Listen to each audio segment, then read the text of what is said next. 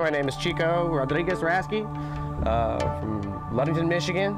Right now I own a glass studio here located here in Seattle, Washington. The reason you're here now is because of a program we're doing called the Burning Earth Project. This is the rise and return of the glass blowers.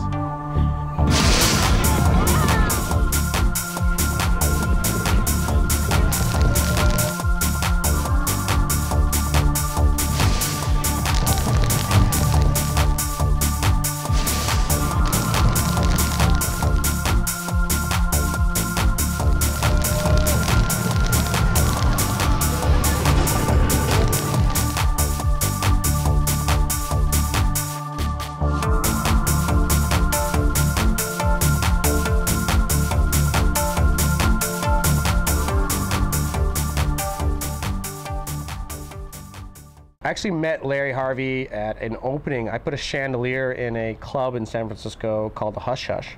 And the opening night was a New Year's Eve celebration. Everybody there was very into Burning Man. I never heard of it before. Last year we created a hot glass studio out on the playa. And that was really the hardest thing we had to do because the logistics of it were just insane. It's never been done before. We had a program where it was called Trial by Fire. You got to meet with a glass guardian.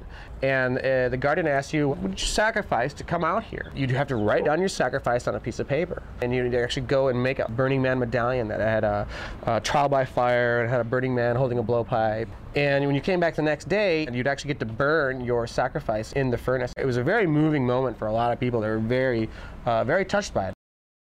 The main art project is actually a 14-foot tall glass phoenix. It'll have about 25-foot long wingspan, actually. We have a congregation of fire performers that are going to create this beautiful show that's going to be happening with all these fire performers. We're actually going to create a 10-foot wide glass nest. We're going to have runners coming out, handing off bits of glass. We'll just lasso them up around these armatures. It's just this huge attack of the senses from sight, sound, smell, you name it. It's all going to be happening on this final night. And it's quick and fast and furious, and it's going to be wonderful. Call me Zen Devil, also Craig Ackerman. The weather was tough this year. The windstorms really worked us over. We weren't prepared for it. The past 2 years have been pretty mild, so this year the windstorms really affect our ability to blow glass and to maintain the temperatures. Human beings are really tougher than we give them credit for being. Glass is not so tough. It's pretty damn fragile. So trying to bring something very fragile to a place that is absolutely offended that you've brought it here.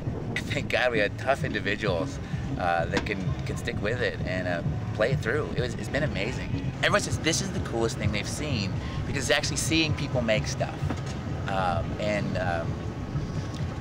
That moment of contact that people see, not so much the finished product, is the thing that a lot of people, I think, relate to.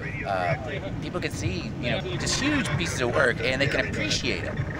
But to relate to art is to see how it's made. And when you see how it's made, you can also see how you could do it. That's why we're here, really, is to break those barriers down and let people know that glass is awesome and you can go to the Bellagio and see it, or you can go to museums and see it, but it's not untouchable.